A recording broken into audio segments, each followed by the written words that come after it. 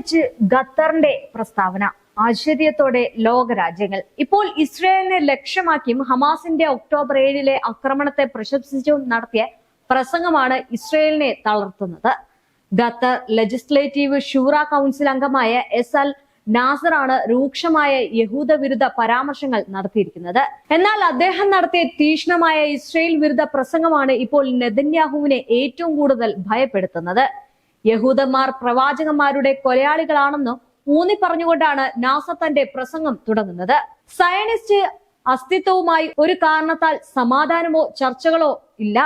കാരണം അവരുടെ മാനസികാവസ്ഥ ചർച്ചകളെ തിരിച്ചറിയുന്നില്ല.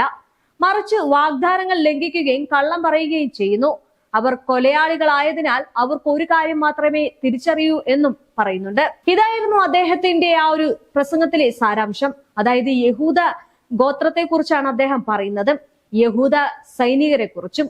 ഇതാണ് ഇസ്രയേലിനെ സംബന്ധിച്ചിടത്തോളം ഏറ്റവും വലിയ തിരിച്ചടിയായി മാറിയിരിക്കുന്നത്. നമുക്കറിയാം, ഈ ഇസ്രയേൽ ഹമാസ് പ്രശ്നത്തിൽ ഈ ഖത്തർ ഇടപെടാനൊരുങ്ങിയതും സമാധാന ചർച്ചകൾക്കൊക്കെ മുന്നിട്ടിറങ്ങിയതും. എന്നാൽ ഇസ്രയേൽ അതിനൊന്നും തയ്യാറായിരുന്നില്ല. എന്നാൽ ഖത്തർ പറഞ്ഞിരിക്കുന്ന ഈ ഒരു പ്രസ്താവനയിൽ വലിയ തിരിച്ചടിയാണ് ഇസ്രയേലിന് നേരിടുന്നത്. ഇനി ഇറാനും അമേരിക്കയും തമ്മിൽ തടവുകാരെ കൈമാറുന്ന കരാറിലെത്തിയത് ഖത്തറിന്റെ ഒരു ഇടപെടൽ മൂലമായിരുന്നു. അതായത് ഇതിനു മുമ്പ് അഫ്ഗാനിൽ നിന്ന് അമേരിക്കൻ സൈന്യത്തിന് സുഖമായി മടങ്ങാൻ അവസരമൊരുക്കിയതും ഖത്തർ തന്നെയായിരുന്നു. എന്നാൽ ഇതെല്ലാം നടക്കുമ്പോൾ ആഫ്രിക്കൻ രാജ്യങ്ങൾ തമ്മിലുള്ള പ്രശ്നങ്ങളിലും പരിഹാരം കാണുന്നതിൽ മുഖ്യ പങ്ക് ഖത്തറിനുണ്ടായിരുന്നു. റഷ്യയും യുക്രൈനും തമ്മിലുള്ള തടവുകാരെ കൈമാറാൻ തയ്യാറായതും ഖത്തറിന്റെ ഒരു ഇടപെടലിലൂടെയാണ്. അത് തന്നെയാണ് ഇസ്രയേലിൽ നടന്നത്. ഇനി ഇസ്രയേൽ പലസ്തീൻ യുദ്ധത്തിന് പരിഹാരം കാണാൻ ഏറെ നാളായി ഖത്തർ ശ്രമിക്കുന്നുണ്ടെങ്കിലും ഇതുവരെ അതിലൊരു ഫലം കണ്ടിട്ടില്ല എന്ന് വേണം പറയാൻ. ഈ ഒരു സാഹചര്യത്തിൽ സുപ്രധാന തീരുമാനം എടുക്കാൻ ഖത്തർ പോകുന്നു എന്നാണ് കഴിഞ്ഞ ദിവസങ്ങളിൽ വന്ന ഒരു വാർത്ത എന്ന് പറയുന്നത്. അതായത് ഖത്തർ, ഈജിപ്ത്, അമേരിക്ക എന്നീ രാജ്യങ്ങളാണ് പലസ്തീൻ ഇസ്രയേൽ തർക്ക പരിഹാരത്തിന് ഏറ്റവും കൂടുതൽ ശ്രമിച്ചിരുന്നത്. ഇനി വെടിനിർത്തൽ കരാർ യാഥാർത്ഥ്യമാക്കുക എന്ന ലക്ഷ്യത്തോടെയാണ് ഖത്തറിന്റെ ഈ ഒരു ശ്രമങ്ങൾ നടന്നിരുന്നത്. പലവട്ടം ചർച്ച നടത്തിയെങ്കിലും ഇതിലൊന്നും ഫലം കണ്ടില്ല.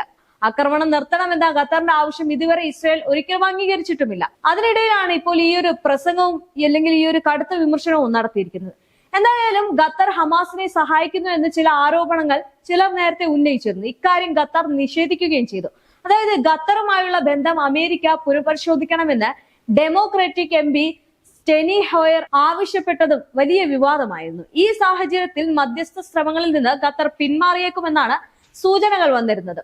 ഖത്തർ പ്രധാനമന്ത്രി ഷെയ്ഖ് മുഹമ്മദ് ബിൻ അബ്ദുറഹ്മാൻ അൽത്താനി ഇക്കാര്യം സൂചിപ്പിച്ചിരുന്നു. അതായത് സങ്കുചിത രാഷ്ട്രീയ താല്പര്യങ്ങൾക്ക് വേണ്ടി ഖത്തറിന്റെ മധ്യസ്ഥ ശ്രമങ്ങൾ ചിലർ ദുരുപയോഗം ചെയ്യുന്നു എന്നാണ് അദ്ദേഹം പറഞ്ഞിരുന്നത്. ഇനി മധ്യസ്ഥന്റെ റോൾ ഖത്തർ പുനർപരിശോധിക്കണമെന്നും പ്രധാനമന്ത്രി പറഞ്ഞിരുന്നു. ഖത്തർ പിന്മാറിയാൽ വലിയ തിരിച്ചടിയാണ് അമേരിക്കൻ ഉണ്ടാകുന്നത്. അത് കാരണം തന്നെ പശ്ചിമേഷ്യയിലെ ഏറ്റവും വലിയ അമേരിക്കൻ സൈനിക താവളവും ഖത്തറിലാണ്. അതായത് 10,000-ഓളം അമേരിക്കൻ സൈനികരാണ് ഇവിടെ തമ്പടിച്ചിട്ടുള്ളത്. ഇനി പറയുകയാണെങ്കിൽ പശ്ചിമേഷ്യയിൽ അമേരിക്ക നടത്തുന്ന പല നീക്കങ്ങൾക്കും അൽ ഉദൈദയിലെ ഈ താവളം വഹിക്കുന്ന പങ്ക് അത്ര ചെറുതൊന്നുമല്ല. ഇനി ഇസ്രയേൽ ഹമാസ് ഈ പറയുന്നത് പോലെ തന്നെ വെടിനിർത്തൽ ചർച്ചകൾ സ്തംഭിച്ച സാഹചര്യത്തിൽ ഖത്തറിന് മേലുള്ള അമേരിക്കയുടെ സമ്മർദ്ദം ശക്തമായതിനെ തുടർന്ന് ഹമാസിന്റെ രാഷ്ട്രീയ നേതൃത്വം ഖത്തറിൽ നിന്ന് മാറാൻ ശ്രമിക്കുന്നു എന്നായിരുന്നു വാൾസ്ട്രീറ്റ് ജേണൽ കഴിഞ്ഞ ദിവസങ്ങളിൽ റിപ്പോർട്ട് ചെയ്തിരുന്ന ഒരു വാർത്ത എന്ന് പറയുന്നത്. ഇതിന് മുന്നോടിയായി അറബ് ഗൾഫ് മേഖലയിലെ 2 രാജ്യങ്ങളുമായി ഹമാസ് നേതാക്കൾ ചർച്ച നടത്തിയതായും റിപ്പോർട്ടിലുണ്ടായിരുന്നു. എന്നാൽ ഈ ഒരു വാൾസ്ട്രീറ്റ് റിപ്പോർട്ടിന് പിന്നാലെ തന്നെ തങ്ങൾ ഖത്തർ വിടുന്നതായുള്ള വാർത്ത ഹമാസ് നേതൃത്വം നിഷേധിച്ചിരുന്നു. അതായത് ഈ ഖത്തറിൽ നിന്ന് പോകുന്നത്. ഖത്തർ കേന്ദ്രമായി പ്രവർത്തിക്കുന്ന അൽ ജറീസ വാർത്താ ചാനലിന് നൽകിയ അഭിമുഖത്തിൽ ഹമാസ് പൊളിറ്റിക്കൽ ബ്യൂറോ അംഗം മുഹമ്മദ് നസ്ലാണ് ഇതുമായി ബന്ധപ്പെട്ട റിപ്പോർട്ടുകൾ നിഷേധിച്ച് രംഗത്തെത്തിയിരുന്നത്. ഇനി നോക്കുകയാണെങ്കിൽ പാശ്ചാത്യ മാധ്യമങ്ങളിൽ വരുന്ന ഇത്തരം വാർത്തകൾ കേവലം ഊഹാപോഹങ്ങൾ മാത്രമാണെന്നും അദ്ദേഹം പറഞ്ഞിരുന്നു. അതേസമയം തന്നെ ഒരു മധ്യസ്ഥൻ എന്ന നിലയിൽ ഖത്തർ വഹിക്കുന്ന റോൾ കാരണം അതിൽ ഉൾപ്പെട്ട ഏതെങ്കിലും കക്ഷികൾക്ക് മേൽ ഏതെങ്കിലും രീതിയിലുള്ള സമ്മർദ്ദം ചെലുത്താൻ തങ്ങൾ ഒരുക്കമല്ലെന്നും വിദേശകാര്യ മന്ത്രാലയം വക്താവ് വ്യക്തമാക്കിയിരുന്നു. ഇനി നോക്കുകയാണെങ്കിൽ ഇസ്രയേലും ഹമാസും തമ്മിൽ 6 മാസമായി നിലനിൽക്കുന്ന സംഘർഷത്തിൽ നവംബർ 24-നും ഡിസംബർ 1-നും ഇടയിൽ ഒരാഴ്ച നീണ്ടുനിന്ന വെടിനിർത്തലിന് ഈജിപ്തിനൊപ്പം നേതൃത്വം നൽകിയത് ഖത്തർ തന്നെയായിരുന്നു. അതായത് ഇസ്രായേലിന്റെ ഇടയ്ക്ക് ഒരുപാട് പറഞ്ഞു, നിങ്ങൾ ഈ യുദ്ധത്തിൽ ഒരു സമാധാനം കൊണ്ടുവരണമെന്ന്. എന്നാൽ ഇരു വിഭാഗങ്ങളും തമ്മിലുള്ള തടവുകാരുടെ കൈമാറ്റത്തിനും ഇത് അവസരമൊരുക്കുകയും ചെയ്തിരുന്നു.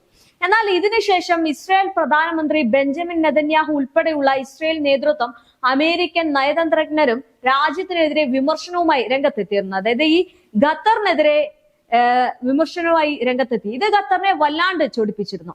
ഇനി വെടിനിർത്തലിന്റെ കാര്യത്തിൽ ഹമാസിന് മേൽ സമ്മർദ്ദം ചെലുത്താൻ ഖത്തർ തയ്യാറാവുന്നില്ലെന്നും ഹമാസിന്റെ പക്ഷം പിടിക്കുകയാണെന്നുമുള്ള ചില വിമർശനങ്ങളൊക്കെ ഇവർ നടത്തിയിരുന്നു. ഇത് വലിയ രീതിയിൽ തന്നെ ഖത്തറിനെ ചൊടിപ്പിച്ചു എന്നാണ് പിന്നീട് പറയുന്നത്. അതായത് ഖത്തറിന്റെ മധ്യസ്ഥ നിലപാട് കുഴപ്പം പിടിച്ചതാണെന്ന് വിശേഷിപ്പിക്കുന്ന നെതന്യാഹുവിന്റെ സംഭാഷണ ഓഡിയോ ജനുവരിയിൽ പുറത്തു വന്നിരുന്നു. ഇതോടെയാണ് ഇസ്രയേലിനെ ഖത്തർ വെറുക്കുന്ന ഒരു രീതിയിലേക്ക് മാറുന്നത്. അതിന് പിന്നാലെ ഇസ്രയേൽ സാമ്പത്തിക മന്ത്രി നീർ ബ്രാങ്കത്ത് ബ്ലൂംബർഗിന് നൽകിയ അഭിമുഖത്തിൽ ഖത്തറിനെ വിശ്വസിക്കാൻ കൊള്ളില്ലെന്നും രാജ്യ സമാധാനത്തിന് ഭീഷണിയാണെന്നും ആരോപിക്കുകയും ചെയ്തിരുന്നു. ഈ ചെയ്തതിന് പിന്നാലെയാണ് ഖത്തർ ഇപ്പോൾ ഒരു വിവാദ പരാമർശം അല്ലെങ്കിൽ ഒരു യഹൂദ വിരുദ്ധ പ്രസംഗം നടത്തിയിരിക്കുന്നത്. അതായത് ഇവരെ വിശ്വസിക്കരുത്, ഇവർ കള്ളന്മാരാണ്, ഇവർ വഞ്ചകരാണ്, സ്വന്തം പ്രവാചകന്മാരെ കൊല്ലുന്ന കൊലയാളികളാണ് യഹൂദന്മാർ എന്നാണ് മതപരമായിട്ടുള്ള രീതിയിലും ഈ ഖത്തർ പറഞ്ഞിരിക്കുന്നത്. ഈ അന്താരാഷ്ട്ര സമ്മർദ്ദങ്ങൾക്ക് വഴി ഹമാസിന്റെ നേതാക്കളെ ഖത്തർ പുറത്താക്കണമെന്ന രീതിയിൽ റിപ്പോർട്ട് പ്രചരിച്ചിരുന്നു. എന്നാൽ അത്തരം ഒരു നീക്കം തങ്ങൾ നടത്തിയിട്ടില്ല, അല്ലെങ്കിൽ ആ ഭാഗത്തു നിന്നും ഉണ്ടായിട്ടില്ല എന്ന് വ്യക്തമാക്കിയിരിക്കുകയാണ് ഖത്തർ വിദേശകാര്യ മന്ത്രാലയം. ഇതെല്ലാം വ്യക്തമാക്കി കഴിഞ്ഞപ്പോഴാണ് ഇസ്രയേലിനെതിരെ ഇങ്ങനൊരു നടപടിയുമായിട്ട് അല്ലെങ്കിൽ ഒരു വെറുപ്പോടെ വന്നിട്ട് ഈ ഒരു വിരുദ്ധ പ്രസംഗം നടത്തിയിരിക്കുന്നത്. നമുക്കറിയാം, ഈ ഇസ്രയേലും ഹമാസും തമ്മിലുള്ള പ്രശ്നത്തിൽ ഈ ഖത്തർ എത്രത്തോളം അതിനെ ആഴ്ന്നിറങ്ങിച്ചെന്ന് സമാധാനം സൃഷ്ടിക്കാൻ ശ്രമിച്ചു എന്നുള്ളത്. എന്നാൽ അതിൽ നെതന്യാഹു നടത്തിയ ഈ ഒരു ഓഡിയോ ക്ലിപ്പാണ് ഖത്തറിനെ ഏറ്റവും കൂടുതൽ ചൊടിപ്പിച്ചത് അല്ലെങ്കിൽ വെറുപ്പ് വാരി കൂട്ടിപ്പിച്ചത് എന്ന് വേണമെങ്കിൽ പറയാം. അതുകൊണ്ടാണ് ഇപ്പോൾ ഖത്തർ മറ്റൊരു പ്രസംഗത്തിലൂടെ ഇസ്രയേലിനെ തിരിച്ചടിക്കുന്നത്. അതായത് ഇങ്ങനെ തന്നെയാണ് നേരത്തെ പറഞ്ഞതുപോലെ തന്നെ പറഞ്ഞത്, ഈ യഹൂദന്മാർ കള്ളന്മാരാണ്, പ്രവാചകന്മാരെ കൊല്ലാൻ വേണ്ടിയുള്ളതാണ്, അവര് കള്ളം പറയുന്നവരാണ്, വഞ്ചനയാണ്, അവർക്ക് ശരിയായ ഒരു തീരുമാനം എടുക്കാൻ കഴിയുന്നില്ല, അതുകൊണ്ട് തന്നെ അവർക്ക് എന്താ ചെയ്യേണ്ടതെന്ന് അറിയുന്നില്ല, അവരെ വിശ്വസിക്കരുത് എന്നൊക്കെയുള്ള രീതിയിൽ പറയുന്നത്. ഈ മതപരമായിട്ടാണെങ്കിലും അവരെ കുറിച്ച് പറയുന്നത്. അത് ഈ ഖത്തറിന്റെ ഈ ആള് അൻസാരി എന്ന് പറയുന്ന വ്യക്തി ഉദ്യോഗസ്ഥൻ പറയുമ്പോൾ അദ്ദേഹം നടത്തുന്ന ഈ ഒരു പ്രസംഗം എന്ന് പറയുന്നത് ഖുറാനും കൂടി ചേർത്തുകൊണ്ടാണ്, ഈ ഖുറാനിൽ നിന്നുള്ളൊരു വാക്യം എടുത്തത് കൊണ്ടാണ് ഈ ഇസ്രയേലിനെ ഇങ്ങനെ ഈ ഒരു വിരുദ്ധ പ്രസംഗം നടത്തിയിരിക്കുന്നത്, അതായത് യഹൂദ വിരുദ്ധ പ്രസംഗം നടത്തിയിരിക്കുന്നത്.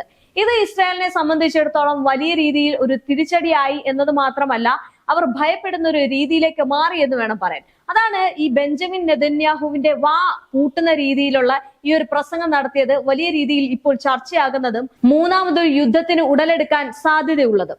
അതുകൊണ്ട് ഇനി ലോകരാജ്യങ്ങൾ അല്ലെങ്കിൽ ഈ പശ്ചിമേഷ്യ ഉൾപ്പെടെയുള്ളവരൊക്കെ ഉറ്റുനോക്കുന്നതും അടുത്ത ഈ ഒരു ഖത്തർ അല്ലെങ്കിൽ ഇസ്രായേൽ യുദ്ധത്തെ കുറിച്ചായിരിക്കും.